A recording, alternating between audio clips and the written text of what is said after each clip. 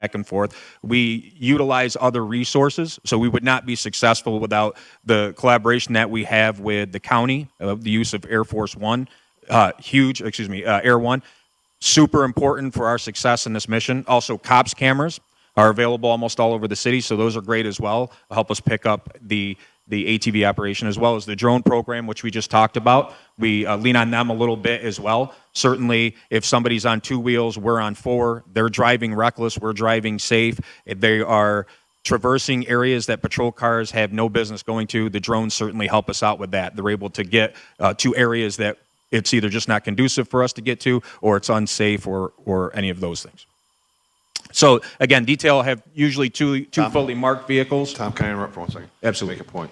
So the Air One and the drones and those things in this case are being used to prevent vehicle pursuits, because we don't want to get into a vehicle pursuits with ATV or motorcycles, because they end bad. And so we either give up or we use an alternative source. And that's where that. Yeah, no question. Surveillance, but also lessen the likelihood that we have to go faster to catch up to these people. So I'll touch on that a bit later, but certainly a good point there. And these vehicles, when we get them, these all-terrain vehicles, again, they're not designed for highway use at all. So when we get them, they are towed off the rotation list.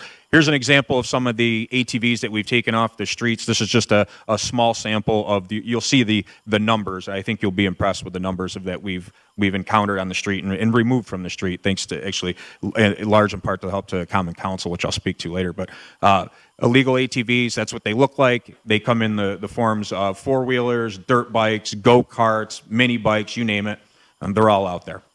So we get this all the time. We'll put together an ATV detail. We'll put out a social media posting. Hey, here's the ATVs that we got. We'll remind people. So I think part of whenever you have a law in place is that public education. It wouldn't be fair to us to just put out a law and then hold people strictly accountable to it without putting that education piece out there. I think the Syracuse Police Department does a great job with that. I'm sorry to interrupt you, but are these legal or illegal? So the ATVs in and of themselves are legal. The operation on public roadways and in parks is illegal. They're not designed for that purpose. And so when a company sells these ATVs, do they sign an agreement that these are used for these purposes and that you're be held liable? Nope, they're not. In fact, I could go on eBay right now. I could buy a dirt bike that looks very much like the pictures I showed you. I can have it in my house if I'm an Amazon Prime customer in probably 3 to 5 days. There's no agreement or understanding. You're kind of taking that at your own risk.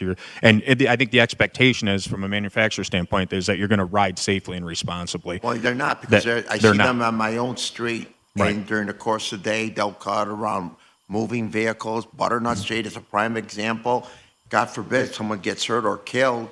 And that possibly will happen this year, because that's a great point. I've seen some recklessness. It's all in here. We're gonna get to that. So the one thing that we get a lot is, well, just let them be, let them ride. They're not hurting anybody, and so on. And I see this all the time. Let them ride. Go solve real crimes. What people don't realize is that dirt bikes and 4-wheelers are used for the continuation of drug trades, to hold on to weapons, right? So when we're running these details, it's not uncommon for us to get guns off this detail, to get drugs, and certainly wanted parties. If you think about it from a standpoint, if you want to engage in illicit activity like selling drugs, for example, what better vehicle to transport those drugs than a 4-wheeled vehicle or a dirt bike that I can get in and out through cuts, up into the field, or wherever I want to go? So it's actually a pretty good method for that reason. And we understand that. We know that going into it. So we know that when we go to stop somebody on a dirt bike and they act reckless and they take off from us, it's probably because of one of these factors. They have guns, drugs, or they're a wanted person. Shoplifters got their thing ready. And absolutely. No doubt.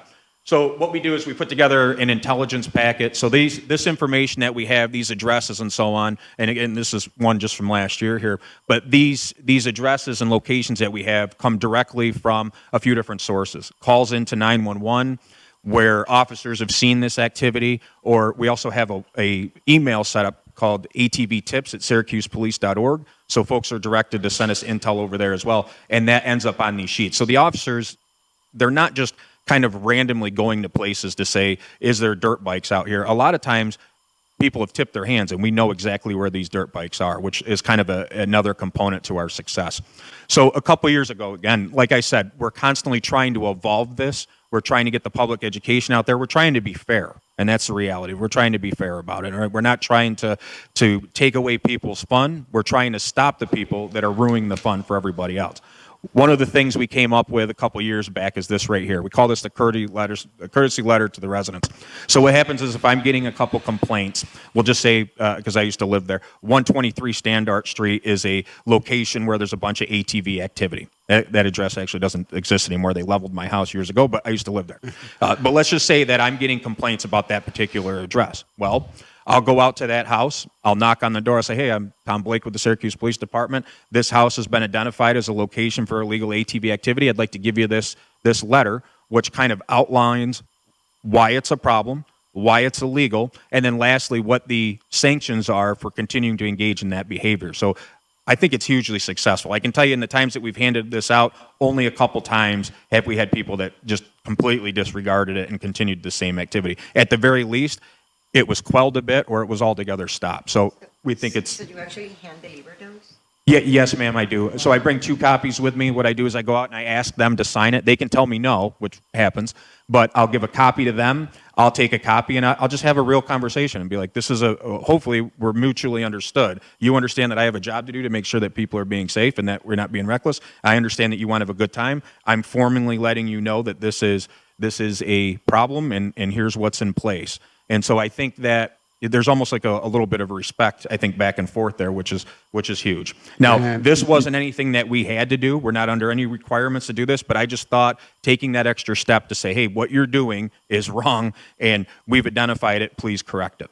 Have you encountered like language, that you need to bridge language with somebody that doesn't speak either good English or no English? Sure. So that's always a concern. Personally, I have not had that happen yet, but if I did, I would certainly ask from somebody. We have language line voyants. We have officers that are fluent in a number of different languages. I would certainly reach out to make sure. That's a great point.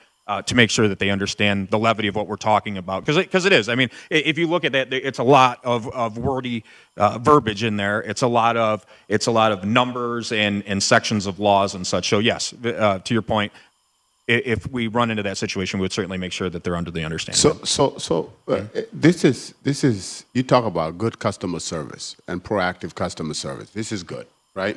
Now, with this, and I see the intent, which is to let's deter the problem. We don't have to get involved with it, right? Let's fix it, right? Right. Before we take your stuff away. There you go. Has it actually worked? Yes, there has. Okay. Yes. Okay. All right. Policing Did you have to 101. go back? Did you have to go back to how many times? A couple times. A couple yes. times. I've handed this out a couple times. There was a place specifically up on Seneca Drive that I can think of where they were like, yep, thanks. They actually signed the letter and they continued to do it. And eventually we had to take the 4-wheelers. Okay. So, but it's we want to give them the opportunity to at least comply and not, So it's just one other kind of spoke in the wheel, so to speak, to try to kind of get this across and be successful with the mission. So, but I think it's a good thing. All right, here's the local law appearance ticket. So just so you're familiar with it, there are 3 different sections with the ATV law, and essentially to break those down, it's just that you have them on public roadways, you have them on parks, and then private property without permission of the owner and so on. So there are 3 different sections. It used to be they were on 3 different forms. Now they're all on one form, so it's super easy. You simply would check a box there. And so whenever we stop somebody that is operating a all-terrain vehicle on a public highway or in a park, they're issued one of these local law appearance tickets. So as you probably know, they come with an escalating fine, which we think is a key component as well. So the first offense is a $500 fine, second offense $750, and the last one is $1,000. So it's pretty steep as it starts to go up. So that I think is good to try to help that kind of recidivism. So I think if somebody gets a $500 fine and goes, geez, if I get caught again, I'm going to have to pay $750. It acts as a deterrent. On top of that, there's also the redemption fee. So if you have a 4-wheeler, dirt bike, mini bike, any of that stuff taken within part of the detail, if you want that back, you have to pay a $2,000 redemption fee. To this point, we've had 2 people recover an ATV after it was towed from the location that we stopped it. And they paid hugely $2,000? Successful. $2,000. You have minors? You have minors? We do, unfortunately. And then you have to every go once to in the a while. parents or their legal guardian on Yes. this? Yeah, they're not ticketed. They're not issued citations because they wouldn't be applicable. But unfortunately, Yes. I mean, it really depends a lot on the age. If we have an 8-year-old, obviously they're not under the understanding. Now it's a problem with the parent that's allowing an 8-year-old to drive a dirt bike down the roadway. So there's a little bit of discretion there. We're not just going up to 5-year-olds and taking their stuff away and then charging the parents $2,000. No, but we got to go to that's the not parents and happening. the guardians. We do. You're risking their lives, and Absolutely. unfortunately, you find guardians and parents who are irresponsible. Right. And I just saw a kid on a VO bike, and I had it reported. What happens with the impounded ones that you find guns or drugs or whatever in? Does it? Can you hear me? Yes. Yes. Does it go through the same process, or is that a different process? So I'll tell you, a lot of times that stuff when we're talking about guns, drugs, wanted persons, a lot of times the ATV that they're operating turns out to be stolen anyway. So usually they're going to be subject to some kind of criminal prosecution well above a local law for ATV operation. We're seeing more and more of these actually that are previously reported stolen. They're being operated in a reckless manner. We encounter them, and then yes, I mean some of the other stuff. You find the drugs after after the fact incident to search for arrest. So you'll find it afterwards, but typically, yes. And so in that case, we would hold on to it and then make contact with the owner, the original owner that reported it stolen, and then we would release it to the owner, but obviously not the person who had it. And then there's other applicable charges that are going to go along with that. So that first 500 would be okay. You have violated this enough. Here's a ticket for you, but you don't actually take the ATV yet. So we don't take it in the sense like it's not going to SPD property and being impounded. It's just being towed off a rotation list. So we have a list of approximately 25 tow companies, and it's off a rotation. So let's say they're A through F for simplicity. So the first tow company up on the list will be A. They come out, they tow a car or an ATV, then tow company B goes up. And so it's done off a rotation. So when they come out and they take an ATV from us at the scene, they bring it to wherever that is, whether it be Pasquarello's, John's, whichever company is up next on the tow rotation list, that's where it goes. It goes to their property. So the violator, operator, owner, whatever you want to call them, they want to go recover their ATV, they have to go to that respective tow yard. After paying the redemption fee, then they're going to have to pay the applicable tow fees and storage fees if they wait. I mean, in some cases, they wait a month and then go back and pick it up. And after that point, there's permission a significant from the police department. They have to get clearance from the police department. So we make sure that before it gets released from the tow company, you have to come down to our records division and ensure that it's legally possessed, registered, insured, whatever it takes to get it released, or they don't get it back, and they pay the $2,000 fine. That you were kind enough to give us. We appreciate that. Thank you. Yeah, the cost is pretty significant. So it's risk reward. And so if you're going to go out and do this, it's going to cost you at the very least about $3,000 now if you get caught. And it's been successful. As you'll see shortly, I'll show you the numbers of the statistics over the past 4 years that we've been doing this, and you're going to see a reduction in those numbers. Why? It's hugely in part to that $2,000 redemption fee and the escalating fine amounts, I believe. Again, this is all evolution. When we started this out, you'll see the numbers. Huge numbers, and then as the detail goes on, you're seeing a little bit less each and every year. So that's the plan. I mean, we hope at some point we can eradicate it altogether. I mean, that's just a hope, but I think that's inevitably the plan. So all right, so why do we? Yes, I'm sorry, before you go into No, this, you're what okay. happens to the ones that nobody comes get? Good question. So traditionally what will happen is if it sits at a tow yard long enough to where the storage fee racks up to where it's higher than what the vehicle is worth or than what the person's likely to pay, they go through the process of getting a mechanic's lien. Then that respective tow company will own that ATV. And to be honest with you, what I'm being told is that eventually they just crush them because they're not really worth much. So they're kind of worth more in the amount of metal or the weight of metal. So what I'm being told is that a lot of times if it's sat there for a few months, it gets put inside of another car that's going to a wrecker and they just get almost the amount of money that they would get if they were to get paid for the tow. I mean, we're talking maybe $100 or $200 probably is what they're getting for these. So, but good question. Because we get that question a lot on Facebook. Where can I go buy one of these? Well, we're not impounding them. We're not keeping them. We're certainly not auctioning them off. So, well, good question. So why do we do this? Statistics are a big one. The statistics obviously can be skewed, but this is what we have on as far as a national level. You know, these are dangerous. So New York state remains one of the top 10 most deadliest state for ATV use. I think that's important to note. And then locally in Syracuse, so we're talking about just the city of Syracuse, we've had at least one fatality as the result of illegal ATV operation each year for the last 3 years. So it's pretty significant. We're talking about loss of life here.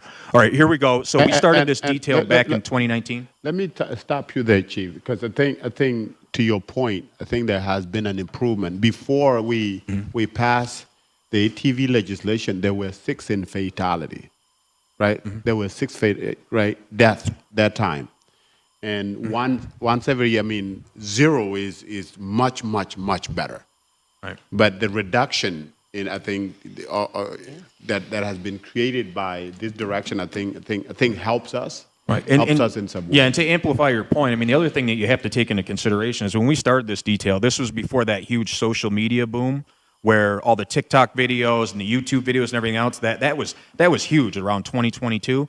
So when we first started this detail, you didn't really have all that copycat stuff. The incidences were fairly high, but there was a peak around 2021 where there were a ton of them because all these videos were out there. Everybody saw people doing it, so then they wanted to do it too. So really, it was when that local law came out and that redemption fee that really just helped us out so much because there was around 2021, there was one 4-wheeler that I towed, I think, at least 3 times. And so they would go pay it, they would get it back, and 2 weeks later, they're driving it around again. And so that just doesn't happen anymore. Like I said, I mean, the numbers, we'll go in depth on the numbers. We haven't seen these ATVs appear back out in the public after that point. So that's the important thing. So we sincerely thank you for that part of it because we would not have been able to realize that success without that escalating cause in the redemption fee. So hugely important.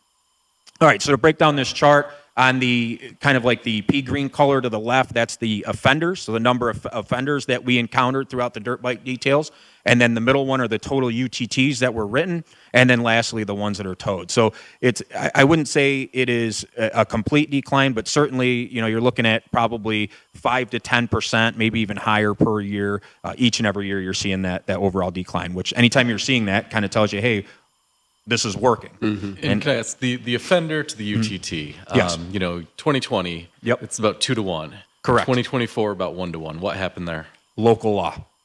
Local law is what happened there. The local law carries a lot more weight than a UTT does. I can give somebody 12 UTTs. They might have to pay a fine for 1 or 2 of them. I hit somebody with that local law, $500 is coming out of that pocket immediately. That's great observation. I'm glad you brought that up. That's what it is. That's the difference. And that's why the UTTs have gone down. But great question. All right, so each year we have a stat sheet, which is right here. So this talks about the DR number that's associated with it, the ATV that we stopped, the type, the location, and so on. Gives us all that information. We maintain all of these records year over year just to kind of see where we're at. And so I'll kind of go through each year so you can just kind of see the numbers of that we're dealing with out here. I have a slide at the end that'll kind of tell you overall what we've had. So we've run this detail since 2019. 2020 to 2024 is the statistics that I'm kind of referencing here because that's really when it got up and going. So since 2020 through this past year, we've had 140 ATVs that we've encountered on the street. Out of that, 257 UTTs have been issued, and the total towed, or the total that we'll never see again, is 127. I know it says 129 there. It's because 2 people actually paid that $2,000 redemption fee and got them back. But 127 of those ATVs that you saw going through city parks, golf courses, doing wheelies through red lights, you will never see them again. So that's very, very comforting. So as we go on, that number will grow, but the hope is that the number of contacts we're having over year will go down. So as we're talking about statistics, no more important statistic than somebody who lost their life as a result of something that was completely preventable. Riding an ATV through the middle of Armory Square, unfortunately, is very preventable and cost this young man his life. So when you talk about statistics, I think this is the most important thing. Why do we do the ATV detail? Why do we go out there and continue to do these things? Why are we trying to improve it and evolve it year over year? It's because, 1, the public has asked for it, we've heard it, and we're doing something about it. And 2, is to prevent people like this from ruining their life over a joyride. It's not worth it. All right. So in conclusion, so again, one of the biggest quality of life issues for the city of Syracuse residents, the detail was formed in 2019, run every year since. Local law appearance ticket carries a $500, $750, and $1,000 escalating fine amount. There's also the $2,000 redemption fee. It's important to note that the ATV local law arrests have resulted in the recovery of guns, drugs, and wanted persons. And there has one thing, because it always comes up, is vehicle pursuits. It is not advantageous for us to pursue a ATV at all. We're not going to win that. My officers are instructed, unless it's a matter of immediate threat to life, if it's a crime of very, very serious nature, we're not going after these in that capacity. We've kind of perfected this over the years, right? I don't want to go on a public record and talk about some of the tactics that we use because we don't want everybody knowing that, but we are not chasing them. We're not getting involved in vehicle pursuits because it's not worth the risk to us. It's not worth the risk to the public or the person that's operating that vehicle. I'm concerned if they go on the interstate, then we have a problem, right? That then we happens. would have a severe problem. Yes, that does happen. Sometimes they'll go up on the interstate, but we're not making a habit of going up there. But, I mean, let's say a person gets on 81 south here in the city, and then he goes in a wrong direction, and I know this is where you're going to use the drones. So is it Syracuse police is going to handle it or state police? Because you're not going on the interstate. Yeah, again, at a detriment to the success of the detail, I wouldn't want to comment on that on record. I'd be happy to have an offline conversation with you about how we would handle that tactically. Okay. Because I just, I don't think I should put that out here per se. And Sergeant, let me ask. Appreciate everything you've done, all the numbers, fantastic. But it still remains a challenge and a problem. It does. I represent the East Side, and I hear from my constituents about Nottingham Road and Meadowbrook and Westcott and Thorndon Park and all of the locations where, traffic flows. And we're often not talking one, we're talking multiple, we're talking, 3, 4, 5 plus, rolling through at a time. Given that we've made progress, but it still remains a challenge, what does the future look like, and how can we get to a point that we can, continue to minimize and lessen and ideally curtail this activity? Right. So what are we doing going forward to try to further reduce the numbers? So one, I say we have to be fiscally responsible. So again, it's a lot of it's intel driven. Are the complaints coming in? Are we hearing about more ATV operations? So that's going to kick us off. That's going to be an igniter, so to speak, to say, okay, we're going to get a detail out this week because of the complaints that are coming in. So a lot of it is complaint driven. The other thing that we're doing is we work with the local media as well. We do these, they've come out and done ride-alongs with us. We've done education. We put it out there that these details are random. And if you're out there riding on something that doesn't belong on the street, we're going to take it off the street. It's as simple as that. The message is clear. It's out there. It's not going to occur. And so the idea is we just kind of keep pushing in hopes that those numbers come down. It's just, again, it all comes back to risk reward. If they feel like they can go out there and ride without any kind of risk of anything happening, they're going to continue to do it. So I think we've got a good footprint. I think we keep moving forward how we're doing it. And the most important thing is when you find something that's just not working, you evolve and you come up with a new way of handling it. Do you have to piggyback on Councilor Williams' question, going a little further? Is there anything this body can do to improve the legislation to help you? You've done everything you can do. Excellent. Believe me, we appreciate the support. Like I said, you saw those numbers. We could not have done this without the help of City Hall, without Common Council. Could not have had these successes. I mean, we owe it to you. So what else can we do for you folks? One thing I'll tell you is when you're talking to folks, I've gone to these community meetings. I know it's still a problem that people are bringing up. I would tell them, send us the information. They can go right to atvtips@syracusepolice.org. Send me a picture. Send me a location. Send me what's the vehicle look like. Give me all that stuff. It goes in that intel packet that you saw, and I promise you, we'll address it. We'll go out there and eventually, might not be the first detail or the second detail, but at some point, we're going to get it. All right? I got one guy on a KTM, an orange KTM, gets away from me. For 3 years, I've been trying to get this guy. I cannot get him. Eventually, I will. But generally speaking, if I see a complaint, we eventually get it handled. And I'm more than happy to. I'm very forthright with people. They'll send me the information. I have no problem giving them my number. And there's people I still talk to that still send me videos and pictures. And We'll do everything we can. Yes, I get complaints in the neighborhood sometimes, and we've spoken. Oh, he's before. one of the complainers, huh? So, He's one of them? no doubt. Sergeant, would you come to my community meeting? Anytime you want, sir. Okay, I have one in May, second Thursday. It's called Dale Street Neighborhood Watch, but it's like an open forum. Second Thursday. Yeah, in May. Chief Schaaf, when he was sergeant, he would come to so many meetings. I'm going to email you, and I'll copy Sergeant Metz on this too, because this is an excellent program. This comes up every year. When I saw the north side, I saw Huntley Street, a lot of streets in the neighborhood, so it's going to come up. And I think this was a great presentation, and I'm going to send you an email to come to our meeting. I think this would be really good. May the 8th. I'll put it on my calendar. Yeah, no, it would be good, and I'll send you an email on it.